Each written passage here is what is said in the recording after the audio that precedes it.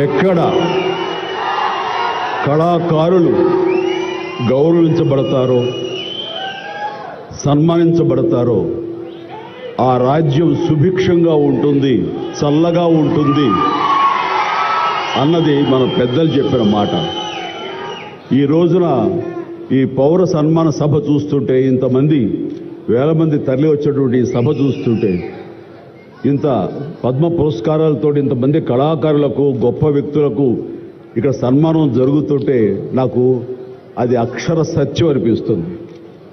అలాగా అది గుర్తుకొచ్చేలాగా ఉన్నటువంటి ఈనాటి ఈ సభ తెలంగాణ రాష్ట్ర ప్రభుత్వం పద్మ అవార్డు గ్రహీతలకు ఇలా గౌరవిస్తున్న ఈ సభలో ముఖ్య అతిథిగా విచ్చేసినటువంటి మా మిత్రులు గౌరవనీయులు శ్రీ రేవంత్ రెడ్డి గారికి,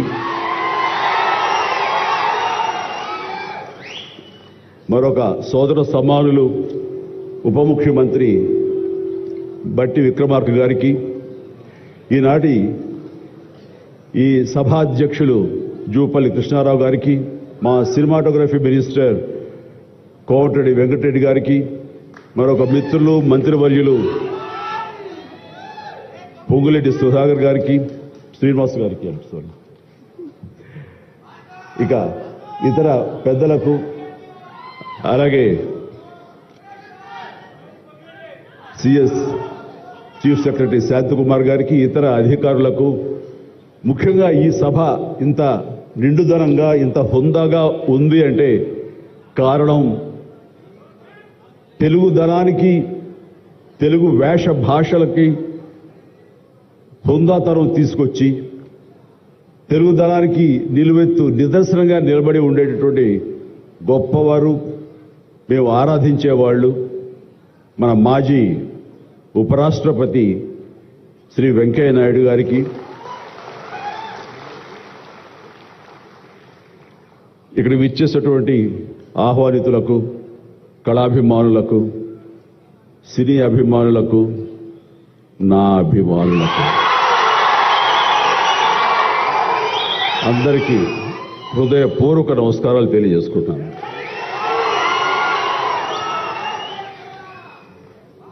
నాకు నిజంగా మా ఇంట్లో అడిగారు, పద్మ విభూషణ్ అవార్డు అనౌన్స్ చేయగానే చాలా ఆనందంగా, ఎంత ఆనందపడుతున్నారు ఏంటంటే, నిజంగా పద్మభూషణ్ అవార్డు వచ్చినప్పుడు నాకు ఉన్న ఆనందం అంతా ఇంత కాదు. కానీ ఈ నేల తర్వాత ఇప్పుడు ఈ పద్మ విభూషణ్ అవార్డు వచ్చినప్పుడు నిజంగా అంత ఉత్సాహం లేదు. ఏదో వచ్చింది, సంతోషం, గౌరవంగా స్వీకరించాలి, ఇదంతా ప్రజాభిమానం అని అనుకుంటూ ఉన్నాను. కానీ ఆ తర్వాత తరలి వచ్చినటువంటి వివిధ ప్రాంతాల నుంచి మనుషులు కానివ్వండి, వ్యక్తులు, అభిమానులు, సినిమా పరిశ్రమ నుంచి కానివ్వండి, రకరకాల అసోసియేషన్స్ కానివ్వండి, అలా ఎంతోమంది రాజకీయ ప్రబుద్ధులు కానివ్వండి, అందరూ గత వారం రోజులుగా ఎడతెరిపి లేకుండా వాళ్ళు ప్రశంసలు కురిపిస్తున్నారంటే ఆ ఆనందం ద్విగుణీకృతమైంది. ఎంతో ఉద్వేగానికి, ఎంతో ఇది అన్నది. అవార్డు ఇవ్వని అభిమానం, అవార్డు ఇవ్వని ఉత్సాహం, ప్రోత్సాహం మీ కరతాళ ధ్వనుల ద్వారా, మీ ప్రశంసల ద్వారా ప్రతి ఒక్కళ్ళు మనసారా ఆశీర్వదిస్తుంటే, చాలు ఈ జన్మ, ఇది పూర్వజన్మ సుకృతం, ఎప్పుడో చేసుకున్న పుణ్యఫలం, మా అమ్మానాన్నలు వాళ్ళకి జన్మించేందుకు వాళ్ళు చేసిన పుణ్యఫలం నాకు ఈ విధంగా సంక్రమించిందంటూ నేను నిజంగా మనసు స్పందించి అలా భావిస్తాను. అదే మీ ముందు ఉంచుతున్నాను. ఇక నాకు తెలిసి ప్రప్రథమంగా అవార్డులు అనౌన్స్ చేసిన వెంటనే ఒక ప్రభుత్వం స్పందించి వారికి ఈ రకంగా సన్మానం చెయ్యాలి అనే భావం రావటం అన్నది బహుశా ఎప్పుడు జరగలేదు. ఇదే మొట్టమొదటిసారి జరిగింది. దానికి ప్రధానమైన కారణం యువకులు, డైనమిక్ లీడర్ మన ముఖ్యమంత్రి రేవంత్ రెడ్డి గారు, అలాగే వాళ్ళ సహచర మంత్రి వర్యులు, వీళ్ళందరూ ఒక్కడిగా అనుకుని స్పందించిన మనసుతోటి మన వాళ్ళని మనం గౌరవించుకోకపోతే ఎలాగ గౌరవించుకోవాలంటూ అన్నది నిజంగా చెప్తాను. సభాముఖంగా వారికి నా హృదయపూర్వక ధన్యవాదాలు తెలియజేస్తాను. అంటే సన్మానాలకి ఇక్కడ నేనున్నా కానీ మన వెంకయ్యనాయుడు గారు కానీ ఇతర పద్మ అవార్డీస్ కానీ ఎవరు కొత్త ఏం కాదు. వాళ్ళు రకరకాలుగా విధాలుగా వాళ్ళు సన్మానించబడుతూ ఉంటారు. కానీ సరిగ్గా ఇలాంటి సమయంలో ప్రభుత్వం ముందుకు రావడం అన్నది వారు ఈ కళాకారులకి కళలకి వారు ఇస్తున్న ప్రాముఖ్యతకి నిజంగా మనస్సు స్పందించి నేను నా అభినందనలు తెలియజేస్తున్నాను. ఇందులో భాగంగా నిన్న మొన్న ముఖ్యమంత్రి గారు అనౌన్స్ చేశారు. ఇక్కడ నంది అవార్డ్స్ అనేవి ఒకప్పుడు ఇస్తూ వచ్చాము. నంది అవార్డ్స్ అనేది తర్వాత అదేదో గత చరిత్రలాగా అయిపోయి మాకు అందరికీ చిన్న డిసప్పాయింట్మెంట్ ఉంది అటు ఇరు రాష్ట్రాల్లో కూడా. అరే కళాకారులు ఇంత నెగ్లెక్ట్ చేస్తున్నారు, ఇంత నిర్లక్ష్యం పరుస్తున్నారు, ఎందుకు ఉత్సాహపరచట్లేదు? అది పెద్ద గొప్ప విషయం కూడా కాదు అది. అండ్ అది ఇస్తే కనుక చాలామంది చాలా ఉత్సాహం ఉంటుంది. ఆ ప్రోత్సాహంతో మరింత ముందుకు వెళ్తారు. తద్వారా ఎన్నో సినిమాలు కానీ నాటకరంగం కానీ ఇవన్నీ అభివృద్ధి చెందుతాయి. తద్వారా ఎంతోమందికి ఎంప్లాయ్మెంట్ కానివ్వండి, ఎంతోమంది ప్రోత్సాహం కళాకారులు ఇంకొంచెం రావడం కానివ్వండి. ఆ రకంగా ఈ రోజు చూస్తే కనుక మన సినిమాలు ప్రపంచవ్యాప్తంగా ముందుకు వెళ్తున్నాయంటే అలాంటి ప్రోత్సాహం అలాంటి ఉత్సాహం ఉండబట్టే. సో ప్రభుత్వ పరంగా కూడా అలాంటివి ఉంటే కనుక ఇది మరింత ముందుకు వెళ్ళడానికి అవకాశం ఉంది. అది గుర్తెరిగి ఈ రోజున ఆ అవార్డులు మళ్ళీ మనం రెజ్యూమ్ చేస్తాం, మళ్ళీ తిరిగి మళ్ళీ ఇస్తామని ఆ నిర్ణయం తీసుకోవటం, దానికి పేరు ప్రజా గాయకుడు. జీవితం అంతా కూడా రెవల్యూషనరీగా మార్పు తీసుకురావాలని ప్రయత్నించే నిరంతర శ్రామిక కళాకారుడు శ్రీ గద్దర్ గారు. గద్దర్ గారి పేరున అవార్డులు ఇవ్వటం అన్నది ఎంతో సముచితం, ఎంతో ఆనందం, ఎంతో ముదాహం. అలాంటి నిర్ణయం తీసుకున్నటువంటి మా ముఖ్యమంత్రి రేవంత్ రెడ్డి గారికి వారి సహచర్యులకి నేను మనస్ఫూర్తిగా నా హృదయ ధన్యవాదాలు ఈ సభాముఖంగా తెలియజేస్తున్నాను. అండ్ ఇక్కడ నాకు ఈ అవార్డు రావడం ఆనందం, కానీ ఆనందం మరింతగా ఉండటానికి కారణం మేము చిన్నప్పటి నుంచి ఎంతో అభిమానించి ఆయన చూసుకుని ఇన్స్పైర్ అయ్యాం. వారే స్టూడెంట్ లీడర్గా ఉండి జయాంధ్ర కోసం అప్పట్లో స్టీల్ ప్లాంట్ కోసంగా ప్రయత్నం చేసినటువంటి వెంకయ్య నాయుడు గారు. ఆయన వైజాగ్ కాలేజీలో యూనివర్సిటీలో ఆయన స్టూడెంట్గా ఉన్నప్పుడు ఆయన ఇచ్చిన పిలుపుకి ఎక్కడో నర్సాపురంలో ఉండే మేమందరం స్పందించి స్ట్రైక్ చేయడం అనేది జరిగింది. ఆ రోజు నుంచి కూడా మాకు ఒక లీడర్ లాగా, మా నాయకుడిలాగా ఆయన మేము భావిస్తూ వచ్చి నన్ను అలా మేము ఎదిగాం. ఆయన అప్పటి నుంచి అబ్జర్వ్ చేస్తూనే ఉన్నాను. ఆయన వాగ్ధాటికి నేను పెద్ద ఫ్యాన్ని. ఆయన మాట్లాడే మాటలు అలాగా నోరు వెళ్ళగట్టి చూస్తుంటాను. ఇప్పుడు కూడా అదే ఎదురు చూస్తాను. ఆయన ఎంత ఓపికగా మాట్లాడతారో తెలియదు, కానీ డెఫినెట్గా అలరిస్తారంటే ఎలాంటి సందేహం లేదు. సో ఆ రోజు నుంచి ఈ రోజు వరకు కూడాను ఆయన రాజకీయంగా ఒక హుందాతనంతో రియల్ స్టేట్స్మెన్ ఇన్ పాలిటిక్స్ అన్నది ఆయన నిర్మాణాత్మకంగా అలా వెళ్తూ ముందుకెళ్తూ ఈ రోజున అత్యున్నతమైన పొజిషన్ మాజీ ఉపరాష్ట్రపతిగా ఆయన నిర్వహించి తన బాధ్యతలు చేశారు. కానీ ఆయన ఎప్పుడూ మదనపడుతుంటారు. నాతో కూడా ఆయన షేర్ చేసుకున్నారు.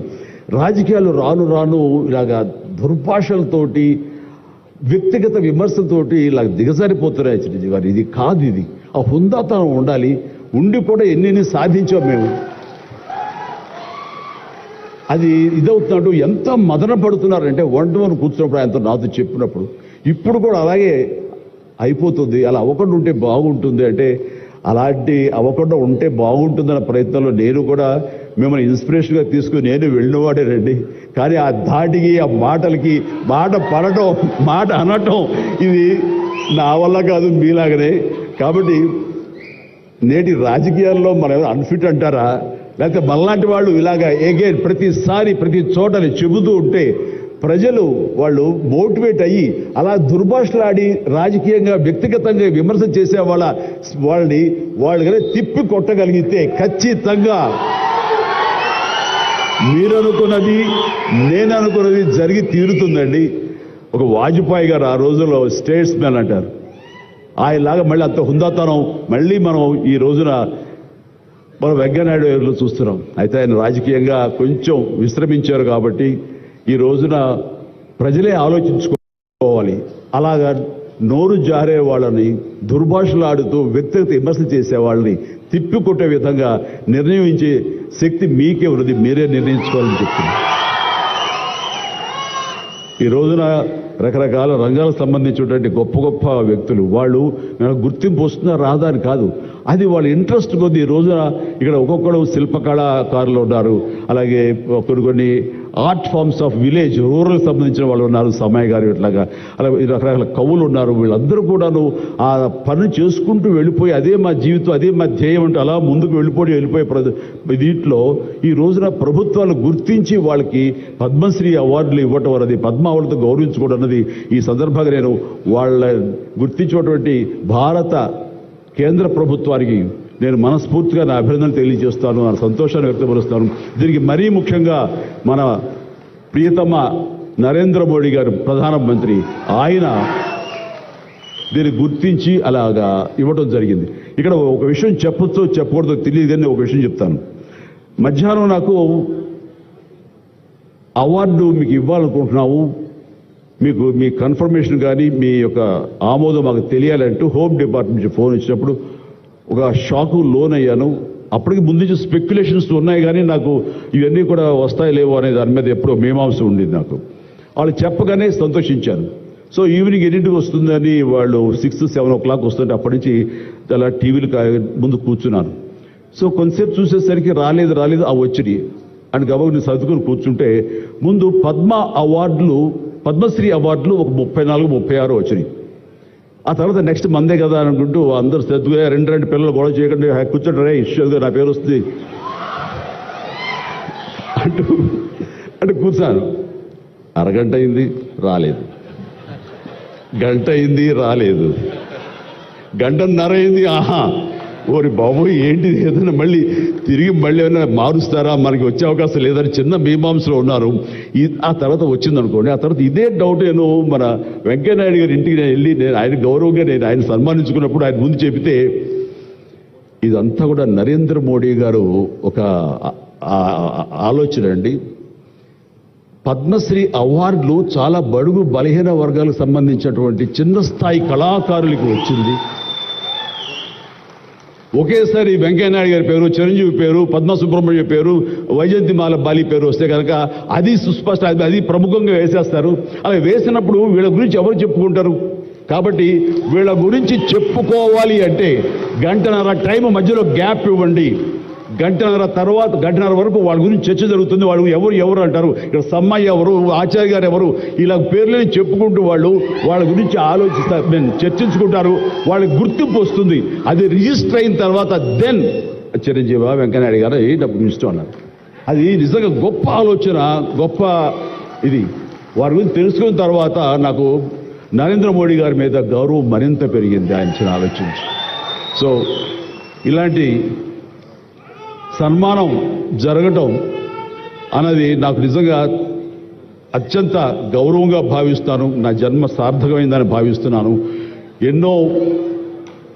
ఎన్నో కార్యక్రమాలు చేశాను. ఇది సినిమాల్లో రాణించిన కూడా సినిమాల్లో ఎంతో ప్రప్రథమ స్థానంలో ఎన్నో సంవత్సరాలు దశాబ్దాలుగా ఉండటమే కాకుండా ఆర్టిస్ట్కి సామాజిక బాధ్యత, సామాజికటువంటి సేవ చెయ్యాలి. అది నేను అనుకోను కాదు, ఏమీ కాదు, నాకు అనిపించి నా అభిమానులు అందరూ కలిపి వాళ్ళు ఎంతసేపటికి సినిమా థియేటర్లకో వాల్ పోస్టర్లకో పాలాభిషేకాలకో వీటి కొట్టుకోవడాలు వీటికి ఉండేటటువంటి కల్చర్ని మనం మార్చాలి అనే ఉద్దేశంతో వీళ్ళందరూ శక్తివంతులు. ఇలాంటి శక్తిని అన్గైడెడ్ మిస్సైల్లా ఉండకుండా దీని అన్నింటి ఛానలైజ్ చేస్తే కనుక వీళ్ళ చేత సత్కార్యాలు మనం చేయించుకోవచ్చు అనే భావం నాకు లేట్ 90s వచ్చింది. అందులో భాగంగా ఆ రోజున బ్లడ్ దొరకక ఎంతోమంది మరణిస్తున్నారని తెలిసిన తర్వాత ఇంతమంది ప్రజానీకం ఉండి కేవలం బ్లడ్ అనేది హాస్పిటల్లోనో లేకపోతే ఫార్మస్యూటికల్స్లోనో దొరకదు మనకి. అది ఇంకో మనిషికి ఇస్తేనే దొరుకుతుంది. అలాంటిది మనుషుల్లో ఇన్స్పైర్ చేయక వాళ్ళు స్పందింపచేసే విధాలుగా ఎవరు ముందుకు రాక జరుగుతుంది. కాబట్టి నేను ఎందుకు చేయకూడదు? నా అభిమానులు అనేవాళ్ళు ప్రాణం ఇస్తామంటారు. ప్రాణం వద్దు, రక్తం ఇవ్వండి అంటూ నేను 25 సంవత్సరాల క్రితం ఇక్కడ బ్లడ్ బ్యాంక్ పెట్టిన తర్వాత ఈ ఉత్సాహం ఏమైనా పొంగులాగా ఉండి తర్వాత చల్లబడిపోతుందా అని అనుకున్నాను. కానీ లేదు, ఒక జీవనదిలాగా సాగుతూనే ఉంది. ఈరోజు కూడా మీ అందరి ప్రభావంతో ఎక్కడ మంచి కార్యక్రమం కానీ పుట్టినరోజు కానీ శుభకార్యం చేయాలన్న ప్రతి ఒక్కరు రక్తదానం కోసం ముందుకు వస్తున్నారు, రక్తదానం ఇస్తున్నారు అంటే కనుక దానికి ప్రప్రథమంగా నడుం బిగించింది నేను, నా అభిమానుల చెప్పలో గర్వంగా ఉంది నాకు ఈ రోజుకి. అలాగే మన కరోనా క్రైసిస్ వచ్చినప్పుడు బయటికి వెళ్ళే అవకాశం లేదు, ఉపాధి లేదు, ఇంట్లో కట్టుబడి ఉండాలి. ఇలాంటి పరిస్థితుల్లో వాళ్ళందరికీ నిత్యావసర వస్తువులకు చాలా కష్టపడిపోతారు అనుకున్నప్పుడు నా ఇతర మిత్రుల సహాయ సహకారాలతోటి నేను పెద్ద ఎత్తున వాళ్ళకి 4 నెలల పాటు మన ఇళ్లలో తినే హై క్వాలిటీ గ్రాసరీస్ నేను వాళ్ళకి అందివ్వడం జరిగింది. అది వాళ్ళు బయటికి రాలేరు, పోలీసులు వాళ్ళు చాలా స్ట్రిక్ట్గా ఇంటికే పరిమితం చేస్తారు, ఏం తింటారు. అప్పుడు నా అభిమానులు నేను ప్రోత్సహించి వెళితే నా అభిమానులు ప్రతి ఇంటికి వెళ్ళి ఆ బ్యాగ్స్ ఇచ్చేవాళ్ళు. అది గొప్పగా నాకు ఎంతో సంతృప్తి ఇచ్చింది. అలాగే ఆక్సిజన్ దొరకని పరిస్థితుల్లో, ప్రభుత్వాలు కూడా చేయలేని పరిస్థితుల్లో, హాస్పిటల్స్ అన్ని కూడా చేతులు తీసిన పరిస్థితుల్లో నేను నా మిత్రుల సహకారంతో నేను స్వయంగా నా అభిమానులతో వారం రోజుల్లో 32 ప్లేసెస్లో ఈరోజు ఆక్సిజన్ అందివ్వడం జరిగింది. అలాగే కాన్సన్ట్రేటర్స్ ఇవ్వడం జరిగింది. ఇవన్నీ కూడా ఏంటంటే చెయ్యాలని తపనతోటి, బహుశా ఇవన్నీ కూడాను నాకు ఈ రోజున ఈ అర్హత రావడానికి, ఈ అవార్డు రావడానికి నాకు దోహదపడిందేమో అనుకుంటున్నాను. భగవంతుడా ఇంకా నాకు ఈ శక్తి సామర్థ్యాలు ఇవ్వు, ఈ ఆలోచన ఇవ్వు. నేను అవార్డుల కోసం ఎదురు చూడను, అవార్డులు రావాలి కోరుకోను, లేకపోతే చాలు. వాళ్ళ గుండెలు ఉండే ప్రేమ కంటే ఏ అవార్డు పెద్దది కాదు. కాబట్టి ఇలాగా మిగతా జీవితం సినిమాలు చేస్తూనే ఉంటా, డ్యాన్సులు ఆడుతూనే ఉంటా, ఫైట్లు చేస్తూనే ఉంటా, మిమ్మల్ని అలరిస్తూనే ఉంటా. అలాగే ఈ సేవా కార్యక్రమాలు కొనసాగిస్తూనే ఉంటాను. ఇది మీకు చెబుతూ ఈ అవకాశం ఇచ్చినటువంటి తెలంగాణ రాష్ట్ర ప్రభుత్వానికి, మరీ ముఖ్యంగా మా ముఖ్యమంత్రి గారికి, మా ఉప ముఖ్యమంత్రి భట్టి గారికి, అలాగే మా సినిమాటోగ్రఫీ మినిస్టర్ గారికి, మిగతా ఇతర మినిస్టర్స్ అందరికీ నా హృదయపూర్వక ధన్యవాదాలు తెలియజేస్తూ థ్యాంక్ యూ సో మచ్. జై హింద్.